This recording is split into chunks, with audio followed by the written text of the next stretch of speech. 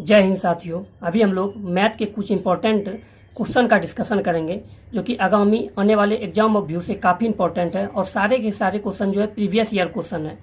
पहला क्वेश्चन है यहाँ पे, एक समकोण समद्विबाहु त्रिभुज का कर्ण 5 सेंटीमीटर है तो त्रिभुज का क्षेत्रफल क्या होगा। तो देखिए, समकोण समद्विबाहु त्रिभुज का क्षेत्रफल बराबर होता है कर्ण स्क्वायर बटा 4, कर्ण स्क्वायर बटा 4। तो कर्ण कितना है, 5 सेंटीमीटर है। इसको हम लिख सकते हैं 5 का स्क्वायर बटा 4 लिखेंगे। ये कितना हो जाएगा, 25, 5 25, 5 का स्क्वायर और बटे 4 हो जाएगा। जब इसको भाग दीजिएगा तो ये आपका हो जाएगा 6.25 सेंटीमीटर स्क्वायर। यही इसका राइट आंसर हो जाएगा, 6.25 सेंटीमीटर स्क्वायर। अगला क्वेश्चन है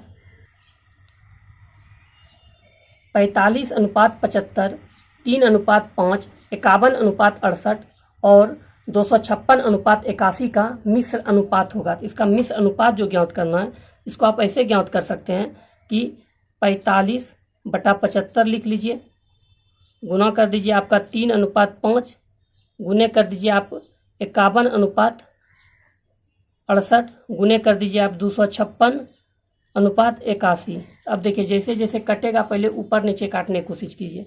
ये आपका 15 से 15 तिया 45 और 15 पचे 75, ये कट जाएगा। फिर देखिए ये नहीं कटेगा, ये देखिए 17 तिया 51 और 17 चौके 68, ये भी कट जाएगा। अब ये देखिए 6 5 11 12 13, तो ये आपका 9 से नहीं कटेगा और ना ही 3 से। तो आप देखिए ये कटेगा किससे, ये पहले 4 से जरूर कट जाएगा। तो 4 छक 24 और 4 चौके 16, 64 बार में 4 से कट जाएगा। अब देखिए 3 तिया 9 तिया 27, 3 तिहाई 9 तिया 27, 27 तिया 81, तो ये 3 3 3 कट गया। तो कितना हो जाएगा आपका 64 और बट्टा हो जाएगा 25 तिहाई 75। राइट आंसर हो जाएगा ए नंबर 64/75। अगला क्वेश्चन है ए और बी के वेतनों का योगफल 4300 रुपया है। ए अपने वेतन का 95% खर्च करता है और बी अपने वेतन का 80% खर्च करता है। यदि उसकी बचत समान है तो ए का वेतन कितना है। तो देखिए ए कितना करता है, 95% खर्च कर देता है, तो बचाता कितना होगा, तो 5% बचाता होगा ना। तो ए 5% ए कर दीजिए और बी देखिए 80% खर्च कर देता है, यानी 20% बचाता होगा, 20% बी में कर दीजिए। देखिए प्रतिशत से प्रतिशत कट गया, 5 चौके 20, ये कट गया। तो A/B बराबर क्या हो जाएगा, रिवर्स होता है, 4:1 हो जाएगा।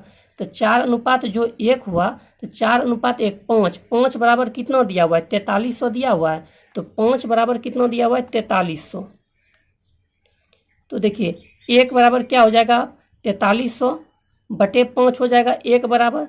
तो यहाँ पूछ किसका रहा है, पूछ रहा है ए का वेतन कितना होगा। तो ए का वेतन कितना है, 4 है, यहाँ 4 से गुना कर दीजिए। जब आप इसको सॉल्व कीजिएगा ना, तो देखिए ऐसे हम कर देते हैं, 5 8 40 हो जाएगा और 5 6 30 हो जाएगा और ये 0 हो जाएगा। जीरो इसको मल्टीप्लाई कीजिए, 0 0, 6 चौक 24 के 4 हाथ में 2, 8 चौक 32, 33 34 और 4300 नहीं है, हाँ ठीक है, 5 8 40, 5 6 30।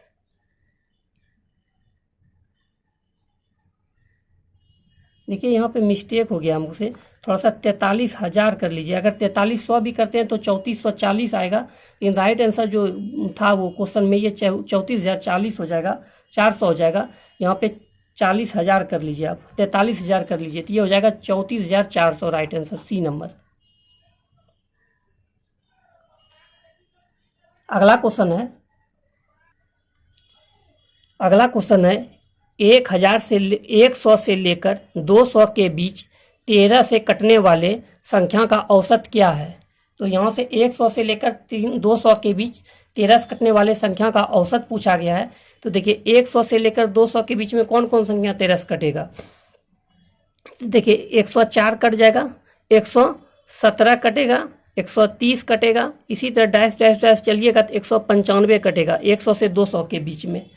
अब देखिए संख्या का औसत क्या होता है, पहली संख्या प्लस दूसरी संख्या बटा 2 हो जाता है।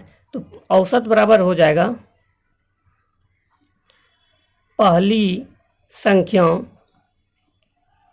प्लस दूसरी संख्या बटा 2। तो पहली संख्या कितना है 104 है, दूसरी संख्या कितना है 155। पहली संख्या प्लस दूसरी संख्या नहीं, पहली संख्या प्लस अंतिम संख्या, पहली संख्या प्लस अंतिम संख्या बटा 2। तो अंतिम संख्या कितना है 195 है। अब बटा 2 कर दीजिए, इस दोनों को जोड़िए, कितना हो जाएगा 5 4 9 होगा, उसके बाद 9 हो जाएगा, और उसके बाद क्या हो जाएगा 1 1 2 299 बटा 2। जब इसको सॉल्व कीजिएगा यहाँ पे तो देखिए 2 1 2, 2 चौके 8, 8 गया तो 1 19, इधर 19 होएगा, 2 9 18 हो जाएगा, 2 पंचे 10 हो जाएगा। तो राइट आंसर हो जाएगा 149.5।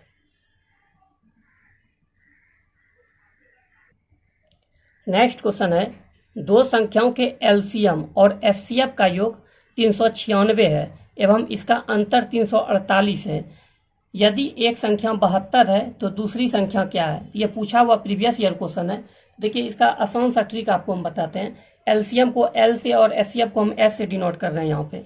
तो एलसीएम प्लस एचसीएफ जैसे बोलेगा ना, तो इस दोनों को ऐड कीजिए, तो 396 और 348 को ऐड कीजिए, तो 8 और 6 और 8 कितना हो जाएगा 14, 14 का 4 हाथ में 1, और 9 4 13, 1 14 का 4 हाथ में 1, 3 3 6 7। इसको 2 से डिवाइड कर दीजिए, क्योंकि यहाँ पे बोल रहा है क्या योग, पहले क्या बोल रहा है इन संख्या का योग, तो पहले योग निकालेंगे तो इस दोनों को जोड़ दीजिए योग में, और 2 से डिवाइड, 2 संख्या 2 से डिवाइड कर देना है, तो 2 तिहाई 6, 2 सती 14, 2 दूनी 4, 372 आ जाएगा। और फिर दोनों का अंतर बोल रहा है, दोनों का अंतर करके 2 से डिवाइड कर दीजिए, एलसीएम माइनस एचसीएफ। तो इस दोनों का अंतर क्या होगा, 16 में 8 गया तो 8 हो जाएगा, और इसके बाद कितना 8, 8 में 4 गया तो 4, और 2 से डिवाइड दे दीजिए, तो यहाँ कितना हो जाएगा 24 हो जाएगा। उसके बाद आप सभी जानते होंगे कि दूसरी संख्या ज्ञात करने बोलता है, तो एलसीएम गुना एचसीएफ प्लस पहली संख्या गुने दूसरी संख्या, तो एलसीएम गुना एचसीएफ तो 372 और गुने 24 हो जाएगा यहाँ पे, क्योंकि दोनों एलसीएम एचसीएफ हम यही निकाले हैं। और देखिए 72 गुने एक्स कर लीजिए, 24 तिहाई 72, 3 एकम 3, 3 दूनी 6, इधर 12, 3 चौक 12, तो राइट आंसर क्या हो जाएगा 124 हो जाएगा। अगला क्वेश्चन है, नेक्स्ट क्वेश्चन बोल रहा है, एक ताजे फल में 75% पानी है, इससे सूरज की रोशनी में सुखाया जाता है। अब सूखे फल में पानी का प्रतिशत 30% है। 126 किलो ताजे फल से बनने वाले सूखे फल के वजन की गणना कीजिए। तो देखिए इसमें गणना काफ़ी इजी से आप कर सकते हैं। बोल रहा है क्या 75% पानी है, तो सूखा फल कितना होगा 25% ना होगा, ये 25% हो गया। अब बोल रहा है कि इसे सूरज की रोशनी में सुखाया जाता है।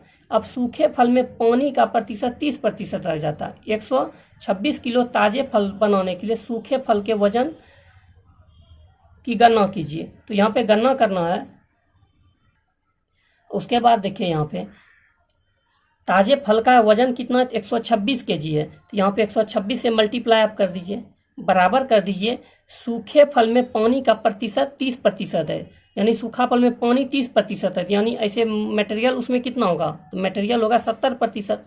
आगुने इसमें क्या बोल रहा है, तो सूखे फल के वजन की गणना कीजिए। सूखा फल का वजन का गणना x मान लेते हैं। इसे देखिए प्रतिशत से प्रतिशत कट गया, इसे आप देखिए 5 25 और 5 से 14 बार में कट जाएगा, और 14 नमा 126 से 126 हो जाता है, 14 नमा तो यहाँ 109 हो जाएगा।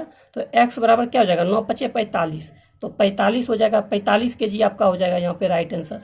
यहाँ kg था तो 45 kg हो जाएगा आंसर नंबर सी। ये आपका रेलवे में टेक्नीशियन में पूछा गया क्वेश्चन है। देखिए जितने भी मैथ के क्वेश्चन है सारे के सारे प्रीवियस ईयर क्वेश्चन है, एक भी मेरे मन से नहीं बनाया गया है। तो पहला लास्ट 7 नंबर क्वेश्चन देखिए, 480 मोबाइल किसी कक्षा के छात्रों को बराबर बराबर संख्याओं में कितने तरीके से बांटे जा सकते हैं। यहाँ पे देखिए 480 आप कर लीजिए इसको जो है ना, अब देखिए डिवाइड कीजिए, इसमें एलसीएम निकाल दीजिए, यानी तो 2 से कीजिएगा, ये कितना हो जाएगा जितना आप इजी कर सकते हैं, आप यहाँ आप डायरेक्ट 4 से भी कर सकते थे, जितना आप प्रैक्टिस कीजिएगा, ये हम समझाने के लिए सिर्फ कर रहे हैं। तो 2 दूनी 4, ये 240 हो जाएगा। 2 बार में फिर से आप कीजिएगा तो कितना हो जाएगा, 120 हो जाएगा। फिर आप 2 से कीजिएगा 60 हो जाएगा। फिर आप कीजिएगा तो 2 से 30 हो जाएगा। फिर आप 2 से कीजिएगा तो कितना हो जाएगा, यहाँ पे हो जाएगा 15। और 3 से कीजिएगा तो 5 हो जाएगा। या आप यहाँ डायरेक्ट 4 से भी लगा सकते थे, जितना भी इजी में आप कर सके। अब देखिए 2 का पावर कितना है, 2 को क्या हुआ, 1 2 3 4 5 है, तो 2 पे पावर 5 लिखेंगे। देखिए 3 कितना है, 3 है, तो 3 3 1 हो गया, यानी कुछ नहीं, तो 1 पावर हो जाएगा इस पर। 5 कितना है, तो 1 है, इस पर पावर भी 1 हो जाएगा। अब सबका पावर 1 बढ़ा के गुना कर दीजिए। 5 2 पे पावर कितना है, 5 है तो 6 लेंगे। 3 पे पावर कितना है, तो 1 है, तो यहाँ 2 ले लेंगे। और 5 पे पावर कितना है, 1 है, तो 2 ले लेंगे। अब इस सबको मल्टीप्लाई कीजिए, 6 दूनी 12 दूनी 24, तो राइट आंसर हो जाएगा 24। क्वेश्चन नंबर 8 बताने से पहले आप लोग से छोटी सी रिक्वेस्ट है कि अगर आपको ये वीडियो अच्छा लग रहा है तो प्लीज़ सब्सक्राइब करें, लाइक करें एवं दोस्तों में शेयर करें। देखिए 8 नंबर है, एक घन के आयतन 3832 सेंटीमीटर क्यूब है, तो इसका पार्श्व क्षेत्रफल कितना होगा। तो देखिए घन का आयतन बराबर क्या होता है, भुजा क्यू होता है। घन का आयतन बराबर क्या होता है, भुजा क्यू। तो आयतन आप इसका निकाल लीजिए, तो आयतन कितना हो जाएगा,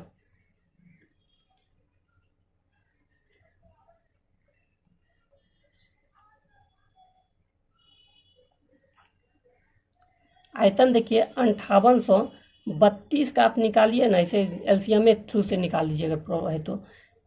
4 सम करते हैं, 4 एक 4 हो जाएगा, फिर होगा 18, तो 4 चौके 16 हो जाएगा। फिर हो जाएगा नीचे 2 हो जाएगा, 4 पंचे 20 और 4 अठे 32। अब 2 से कीजिए तो 2 सती 14 और 2 दूनी 4 और 2 नम 18। अब देखिए अब आप इसको 9 से भी डायरेक्ट लगा सकते हैं। 9 अठी 72 इतना, और 9 नम 81। तो जब इसका निकालिएगा घन तो 3 3 2 का 3 बार हो जाएगा, क्योंकि 4 यहाँ आइए 3 बार 9, तो क्या हो जाएगा, ये 18 इसका आपका निकल जाएगा। घन इसका आयतन भुजा निकल जाएगा, क्यों निकल जाएगा ये 18 जो हमारा निकला, ये क्या निकला, 18 भुजा निकला। ठीक है, तो इसका पार्श्व क्षेत्रफल, पार्श्व घन का पार्श्व क्षेत्रफल बराबर क्या होता है, घन का देखिए पूर्ण पृष्ठ क्षेत्रफल पूछेगा ना, घन का पूर्ण पृष्ठ क्षेत्रफल पूरे, तो ये 6 गुने भुजा स्क्वायर होता है। और घन का पार्श्व पृष्ठ क्षेत्रफल बोले तो ये 4 गुने भुजा स्क्वायर होता है।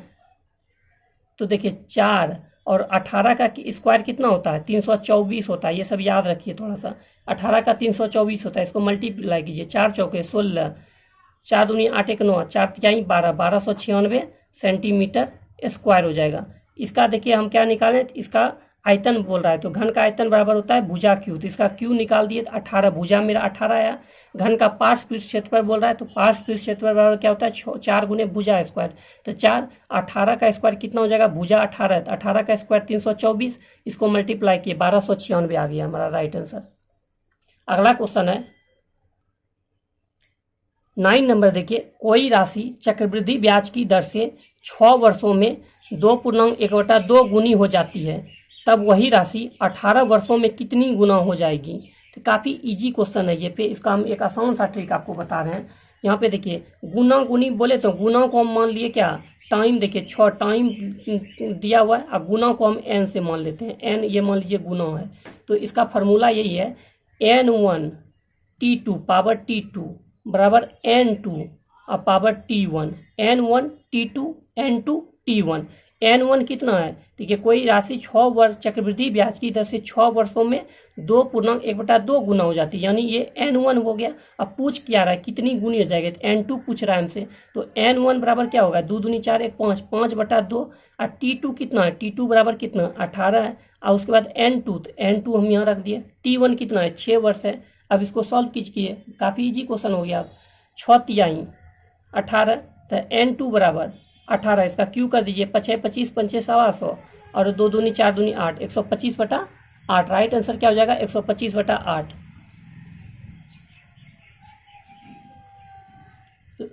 अगला क्वेश्चन है, नेक्स्ट क्वेश्चन है, एक समचतुर्भुज की एक भुजा 37 सेंटीमीटर है और इसका क्षेत्रफल 840 सेंटीमीटर स्क्वायर है। इसके विकर्णों की लंबाई का योग ज्ञात करें। ये आसानी से आप बना सकते हैं। तो देखिए, विकर्णों के लंबाई का योग बराबर होता है, एक छोटा सा फार्मूला आपको लिखा देते हैं इसमें।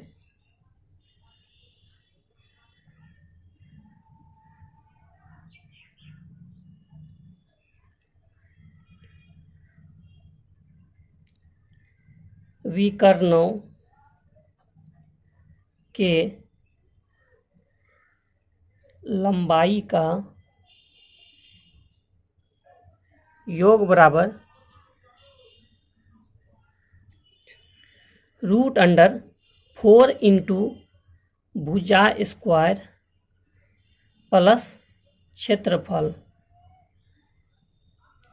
तो देखिए, 4 इतना, भुजा कितना है 37 है, तो 37 का स्क्वायर अब प्लस क्षेत्रफल कितना 840 है, तो 840 हो जाएगा।